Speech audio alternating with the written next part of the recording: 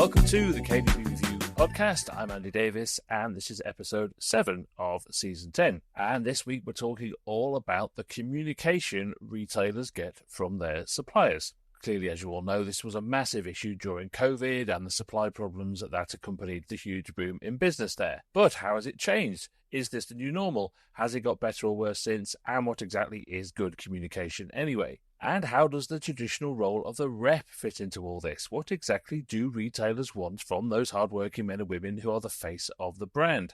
We've got two great retailers who are also friends of the show. We have Nathan Damarell from KF Kitchens in Plymouth and Phil Beechinor from Alexander's in Worthing.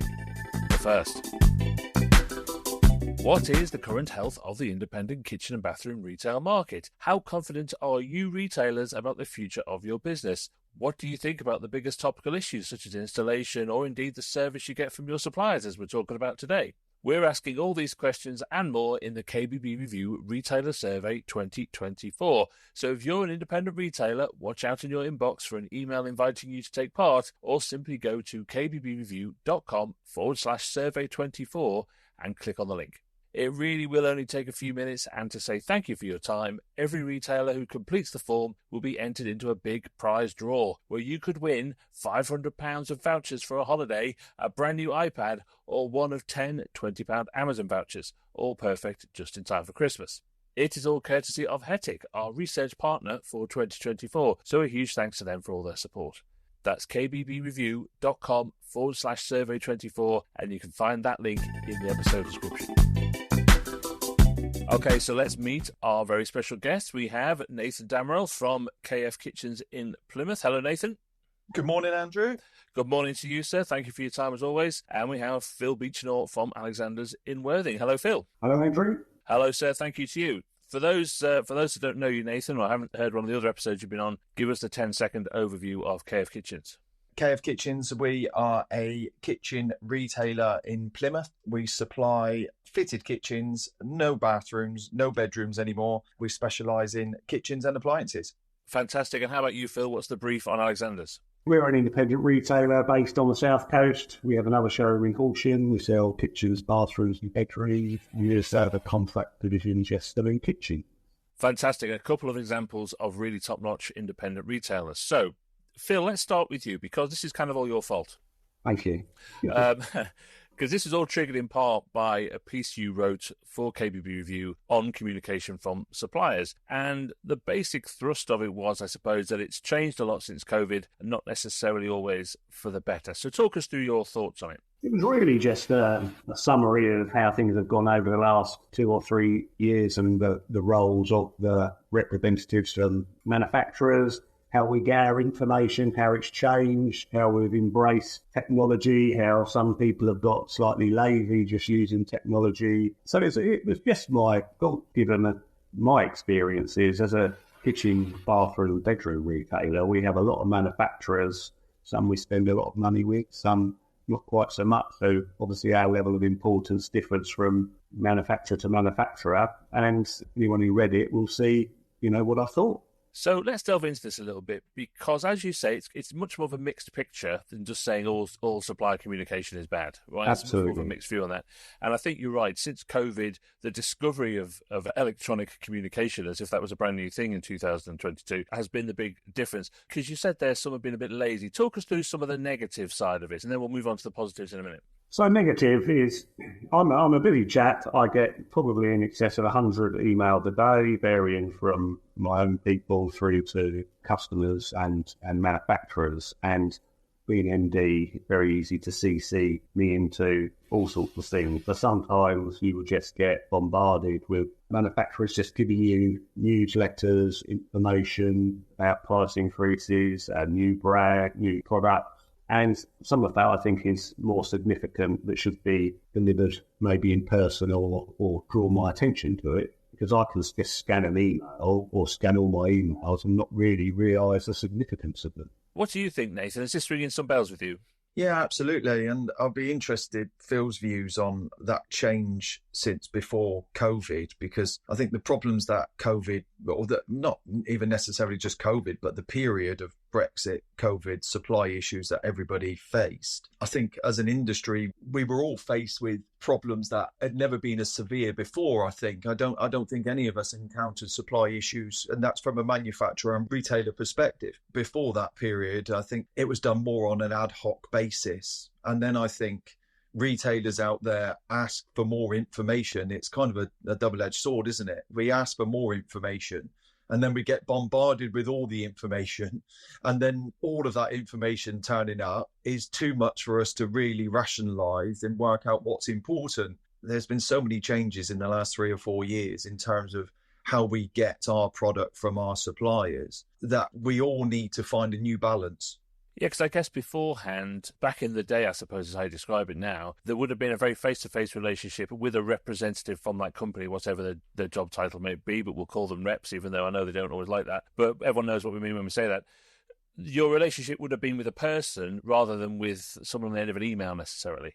Yeah, I tend to agree. I think that's almost because we've had this avalanche, tsunami of problems that crosses the board. 2019, we all know supply issues might have been with regards to a particular sink or a particular oven or a particular dishwasher or an accessory or whatever that kind of solitary component in the industry is. And then what's happened since 2019, the problems have been multifaceted. So it's not just been one manufacturer that's had a problem at any particular moment in time. It's been multiple manufacturers at the same time. And because of that, they then have to try to get their information out. We have to try to absorb that information. And it's really difficult for them to do that. I also think that the role of reps has changed significantly since before the problem struck. I think, again, you're right. There was maybe a solitary problem that a rep might face about one of their problems, and once it then becomes across the board and every rep is in the same position, you don't have a particular rep saying, I need to deal with my own problem because we are different to everybody else. They were all in the same boat, so there was nobody better or worse. They were all having to do the same thing. So what do you think, Phil? Nathan's point there is that it's just the sheer amount, the sheer volume of information that is coming from all of your suppliers because of all of these issues. That's the bit that's hard to manage and to deal with. Absolutely.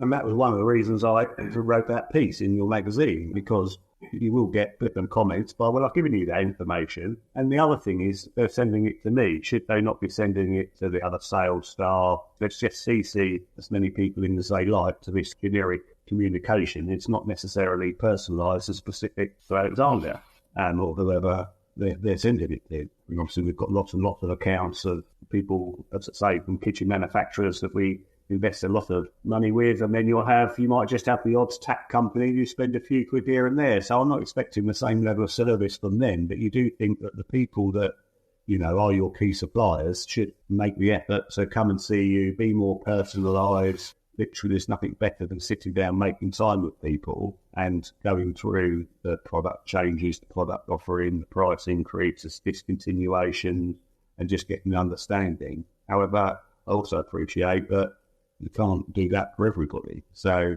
I haven't got the answer here. I'm just telling you how it is from our perspective. No, I think you're absolutely right, because I think this is, to be the devil's advocate side of this conversation, I think, all the problems that you're talking about, the suppliers are suffering from those problems too, in terms of the information they're getting from their suppliers or from their logistics companies or whatever it is. Is it worth dividing this up into two separate bits of communication? Because I think one is, as you call it, Phil, the generic information about the updates of what's happening out in the world kind of information. And then there's the other side, which is information about specific orders, specific projects, missing pieces, remedials, things that have been damaged. There's that kind of communication. Let's deal with that bit.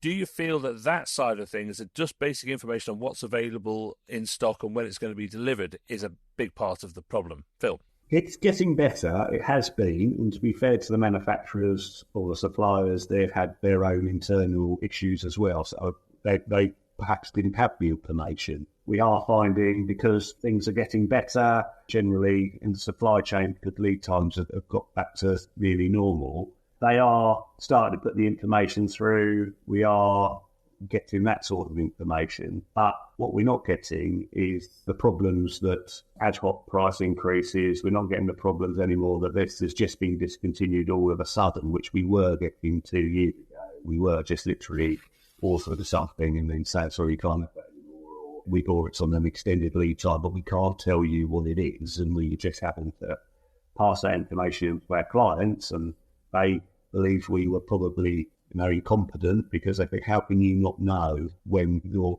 oven's not coming? But equally, it wasn't just our industry. I mean, you couldn't find out when a car was coming. There was all sorts of problems. So it wasn't necessarily directed at this industry. But I guess sometimes you want the communication that tells you they don't know what's going on, rather than just having no communication at all. But I think they did to a point. And then, we know electronics was probably one of the bigger problems, and I don't think they knew. And then when the Ukraine kicked off as well, and a lot of wiring and things came, and chips problems, there was always a problem. And then I guess if you were an appliance rep, why would you want to go into a showroom knowing that all you were going to do was get aggravation? So I think they didn't know what to say. I saw a lot of reps that were dealing with massive issues. And I think one of the points Phil's making is that the role of the rep has changed. It's not quite the same as it used to be. But when all of these problems come about, I mean, being a rep and a representative of a company that have major supply issues is pretty thankless task. And my big fear when we came out of the supply problems and out of the working from home and all of these things is the fear of losing good people from the industry, because the task of being a rep, their primary objective is to go out and sell product and to be a facilitator to retailers and to build relationships and build investments. And really, for the last 4 to 5 years, it's been almost impossible for them to do, because no sooner have you built a relationship with somebody and begin to start developing. We've got it with a number of manufacturers that we took on in 2019, 2020. I've had meetings since, and we've almost kind of said that we really haven't done anything with it because we've all been firefighting. And I'm not sure what it's like across the industry, but I would imagine I was looking at it in the middle of it thinking, I don't think I'd like the task of being a rep. No, I agree. And I do know that many reps have left the industry. I mean, we deal with 3 key kitchen manufacturers, and I can tell you now that none of them have got the same rep. Prior to the pandemic, they've all changed. They've either moved on, gone into another industry, retired, whatever the justification may be. So we're having to build bridges with new people, and they've got their onboarding processes. They've tried to then get round to umpteen hundreds of retailers that they look after. And we haven't seen, so one kitchen manufacturer I've seen twice this year, another one I've seen once, another one I've seen about 3 or 4 times. So whereas I was having every 2 months seeing people, although we're quite self-sufficient, you're not seeing anyone nearly as much. Now maybe, and Nathan, I'd be interested to see what he says about this, but we are geographically a long way from a lot of the manufacturing. So it is to come right down to the south coast, and it is on your way. So that could be a factor, And it almost becomes self-prophesizing, doesn't it? You end up with a really bad situation that, as inevitably happens, you end up with reps represent really good reps who have built relationships over multiple years with decent retailers who in the past have always been able to solve problems, deal with issues. The number of issues get that great for them. And then the number of retailers, and again, I certainly expect there to be problems. I expect there to be supply problems.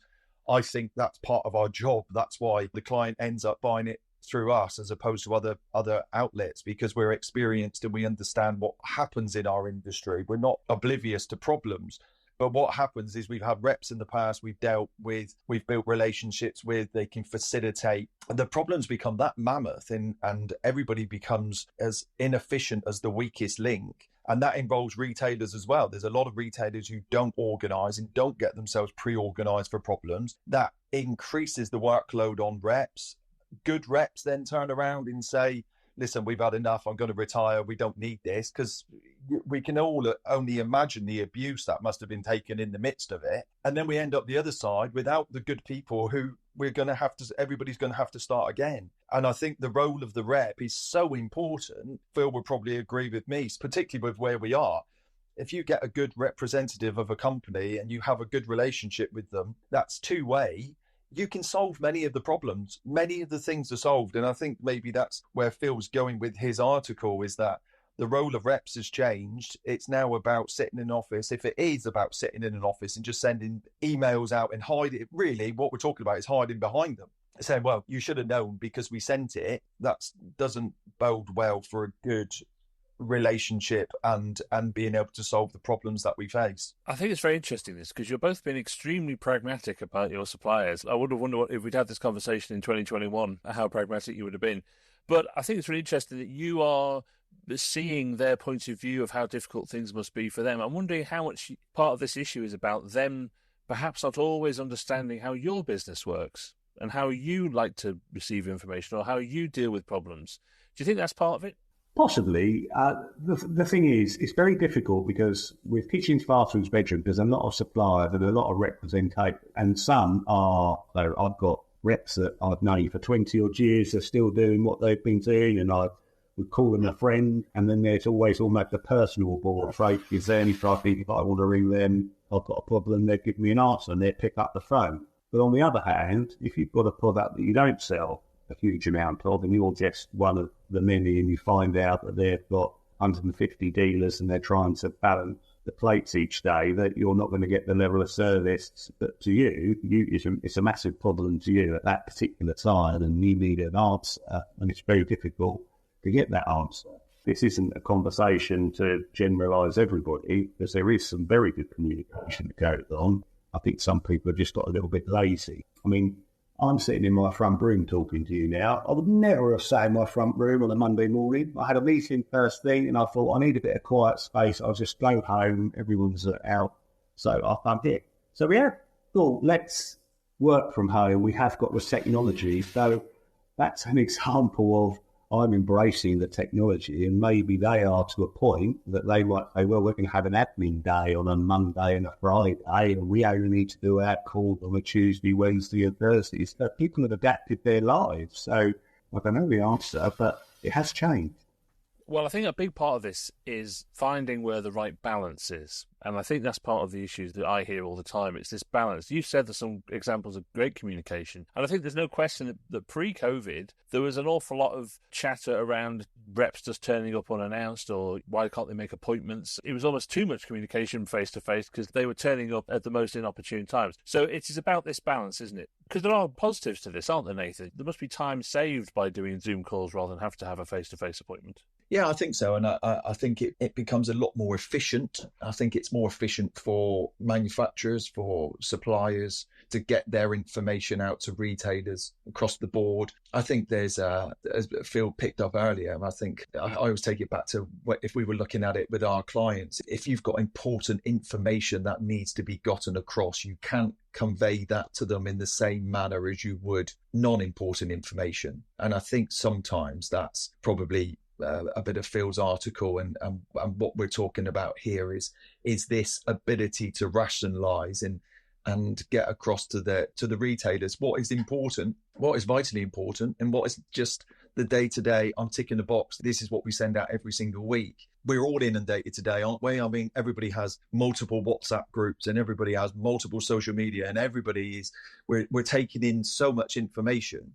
I think my bit always is I never agree with a supplier who would turn around and say, we sent that email, you should have read it. I think that's a bit of a cop-out. You know, those days of a rep having to go around to every single retailer to tell them that they had problems with dishwashers or taps or whatever it might be, those days are gone. The ability to get the information is really efficient, and it gives us, to be honest, I mean, there's a lot of things that we went through during the major parts of the supply issues where we had the information, we had the knowledge, we were given that 2 to 3 months in advance, and that was all done blanket across the board. And if you've got it 2 to 3 months in advance, you can come up with plan B, you can come up with ways of overcoming those problems.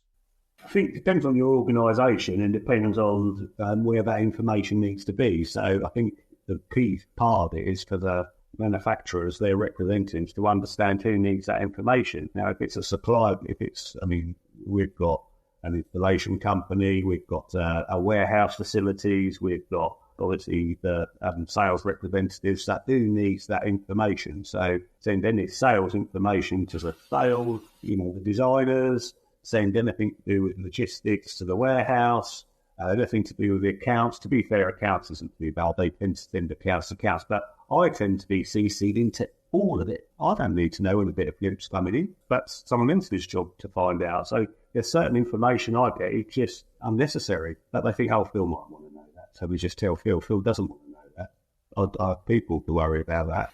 Understand the company that you're dealing with and the size. And I mean, they're all different. There might be a one-man band. Yeah, send in everything. That's fine. You need to know. We've got contracts. We've got bathrooms, we've got order processes, we've got all sorts of things. So just send the right information to the right person. So look, Nathan, I'm a supplier. I'm one of your suppliers, and I've listened to this conversation and I thought, right, I want to keep Nathan as a client of mine. I want to be his supplier. I want to be in his showroom. So how do you want me to communicate with you? How would you tell me what it is that you actually want? I think...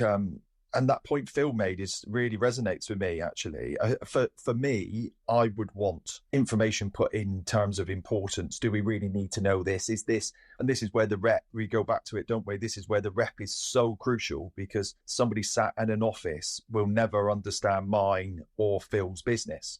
Somebody sat in an office can't, because everything is too generic. Whereas I ask my reps, I tell them, by now, you've known us well enough, you know our business well enough to know what you need to do to facilitate the path of least resistance. And you should be able to do that. When I need to know it, I'd rather you just rang me up and told me. If you've got a problem that's going to be and you know what I buy, you've got access to the figures and to the information better than I have. If I need to know it, you need to be proactive with that. Ring me up, let me know, let's get on and come up with an option to overcome it. One of the things that's really interesting there with what Phil says is he doesn't need to know everything. If we were talking to suppliers and you're giving suppliers advice, when we all set up accounts, we all know on every form that we get, it says who should they contact for accounts. And maybe if I was a manufacturer or supplier, I would be saying, okay, who wants to be the lead contact for sales? Who wants to be the lead contact for after sales? Who wants to be the lead contact